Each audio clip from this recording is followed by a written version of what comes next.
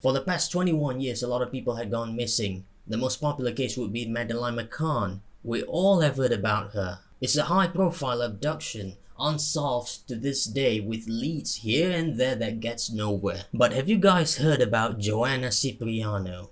This 8-year-old girl disappeared on August 12, 2004 from a village in Portugal. Last seen around 8 on the evening after she was sent for groceries. The missing case would soon turn into a murder charge because the prosecution side held an argument Joana had been murdered. According to the prosecutor, Joana had seen something she shouldn't. And that something was catching her own mother and uncle in the act of incest. This murder charge was on the account of a confession from both mother and uncle. Their names are Lenore and Joao. They confessed in October to something brutal.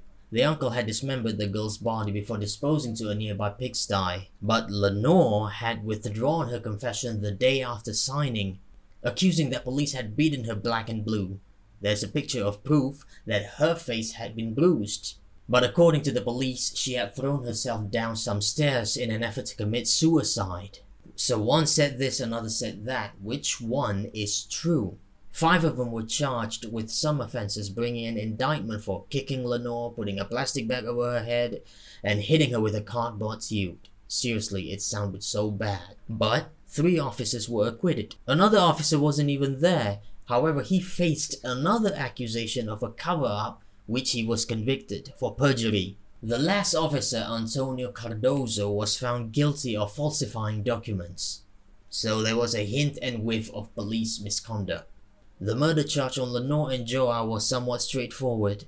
Based on the confessions, that body had been placed in a fridge which was then driven to Spain to be crushed and burned. At the height of this trial, Lenore and Joao were found guilty. The conviction sentenced them to 16 years in prison, and in 2019, Lenore was released from prison after serving most of this sentence. This case has an interesting bit. Not only it was compared to Madeleine McCann, it was also the first time in Portuguese history that a murder trial was conducted without the discovery of a body. But there's something interesting. Madeleine's case brought an international attention and criticism. Joana Cipriano went missing merely miles from where Madeleine was last seen, and police officers were convicted of falsifying documents on the basis of misconduct. The suspect was beaten black and blue, or perhaps threw herself down the stairs. Too many interesting things. But to this day, Joana's body was never found.